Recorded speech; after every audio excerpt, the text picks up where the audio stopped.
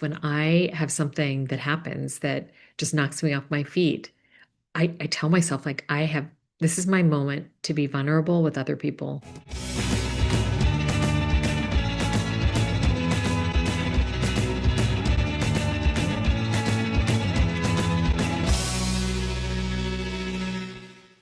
This is a very easy first question. So you're asking what inspires me to do the work that I do. And I feel like for these times, which can be rather dark, I have the absolute best job in the world because I'm surrounded by people with hope. And I feel like not a day goes past when I don't speak to someone who's gone through our program, who is calling or writing to tell me something that they've done that they didn't think that they could do. And that is the thing that inspires me and makes me think, okay, as long as we have hope, as long as we have people out there who are saying, doesn't matter what is thrown at us, we can get past that and we can make things a little bit better using our lives, then I'm okay. Then I have all the energy I need to keep going. So that's my short answer. And I can tell you, I also get to go to conferences, including this great conference in Iceland, where I hear women from around the world tell their stories of solving problems and listening to problem solvers, how they were facing a problem nobody thought they could solve and how they solved it. That's another thing that is a huge inspiration to me. So I have sort of looked back over my life and realized that there were three big periods where my life was just totally shaken up, where the path that I thought I was on got ripped out from under me. One was I lost a job that I was a lawyer. I lost a job and changed the course of what I did with my life. I got divorced. And then the third one is I lost my closest friend. And in each of these, I have to say first, I really have an understanding that I was born with something that I should forever be grateful for, which is I'm a really resilient person. So I have that going for me and I try to never forget that. Like I was sort of given that gift of being more resilient. But obviously when things like that happen, when there's a rift in your life and all of a sudden you're like, okay, the future's unwritten. I don't know where to go from here. Um, the big thing that I try to lean into is I'm not a very vulnerable person. And I know I love it in other people. And so that's my big advice when I have something that happens that just knocks me off my feet.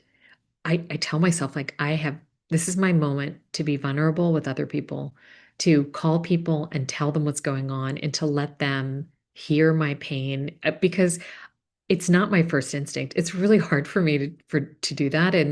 Um, but I think that when you share, you realize how much other people have gone through the same things. And I'll tell you, actually, Barry, one of my favorite things is when people tell me what's going on with them, especially when people have lost a job or gotten divorced, and I can tell them because of losing that job, if I hadn't lost that job, I wouldn't be where I am today with Running Start, which is my dream job. If I hadn't gotten divorced, which was so painful, I wouldn't be with the absolute love of my life. Right? I mean, so I like to share that, and people have shared those things with me too. But if you keep it all bottled up, which is so much my instinct, like I would like to just go into a cocoon, pretend everything's fine. But if you keep it bottled up, then I feel like I don't even know if you ever come out of it. But so I do a lot of self-talk, and that's one of my big self-talk things. It's like, okay, this is your moment. You got to go, you got to call somebody, you have to be vulnerable, you have to be real about it. And I always feel better. We did a summit for our alums, but also for other people. And it was our Resilience Summit, but it was really an opportunity for people, well-known people, to stand up in front of our audience and talk about failure. And it was good. People, I mean, people really went deep sharing the stuff that had gone wrong. And the audience loved it. Of course, they loved it. And then we let the audience stand up. People could volunteer to get up there and say, okay, this is what's happening. And it was terrible. Yeah. But it makes everybody feel good. We're all human.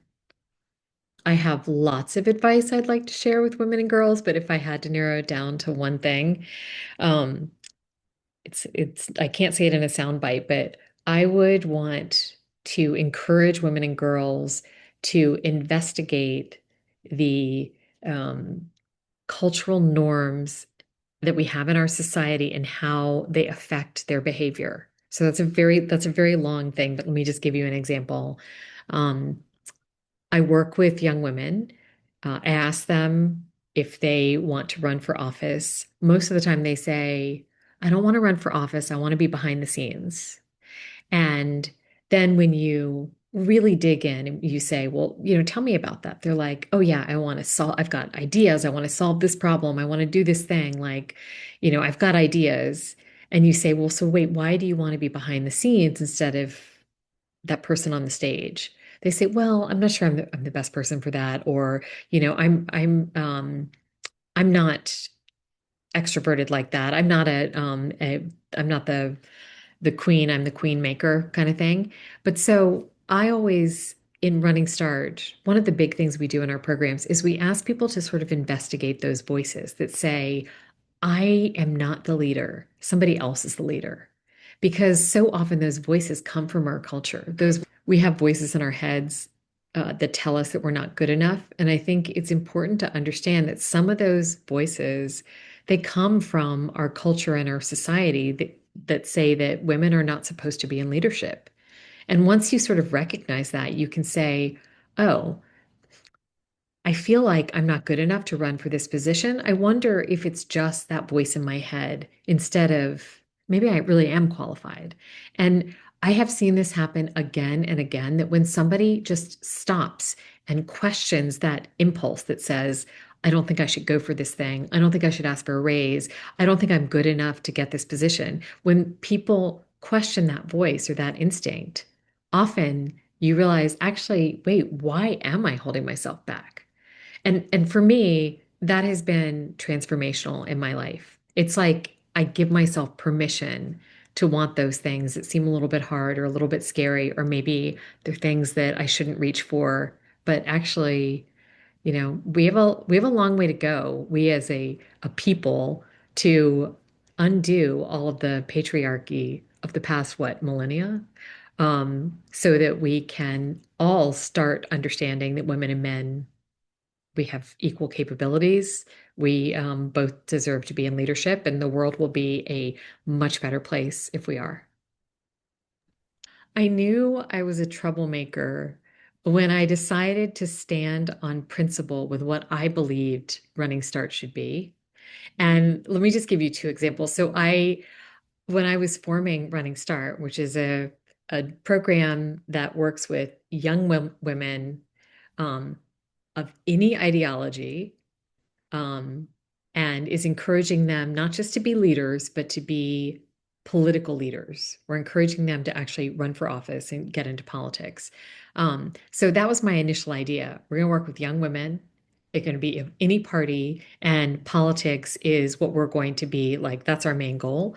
And from the very beginning in 2007, and actually even before that, um, I've just, I have so many people in my life saying it can't be bipartisan. It's got to be just Democratic. You have to say that it's pro-choice, not just allowing anybody's views. Um, don't do it about politics. Make it about leadership. Nobody likes politics. Politics is ugly. Like, don't do it. Um, and I think that it's one of the braver things I've done in my life is saying, okay, I really believe if you're going to get more women in politics, you have to have an organization like ours, which is a pipeline organization. It's got to be big tent. You have to say to everybody, come in, learn about why running for office for women is important. And then hopefully the result is people elected to office who understand how to talk to the other side, who are actually better than the people that we have in office today. So that's that's the way that I feel like the biggest troublemaker, because people all the time, like it's almost 20 years, and people still tell me, what might make Running Start really great is if you say that it's not about politics, for example. Um, but I think that sticking to my guns on what Running Start should be and what a truly effective pipeline organization should be is that's a big way I feel like I'm a troublemaker. Because I feel like a troublemaker all the time. Like I feel like um I break rules that okay, I mean, okay, there's another one.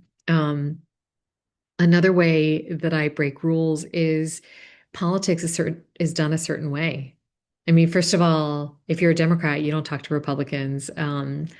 Also, there are rules about how to run for office, and you're not supposed to be authentic. You're supposed to be the person that voters want. You're supposed to run negative campaign ads. There are just so many rules about politics, and we tell our women, we want you to be yourself. We want you to be different. We want you um, to run in a totally unique way that is defined by you, not by political consultants who are looking at old school politics. First of all, people are like, well, you're not doing politics anymore, right? Because nobody likes politics. I'm like, yep, we're still doing politics. Because you know what? Politics affects everybody's life. It doesn't matter if you don't like it. We need good people in politics. And then the thing about being bipartisan, I mean, I have people on both sides of the aisle like, why would you ever work with those people? So yeah, I think it's gotten worse, Barry.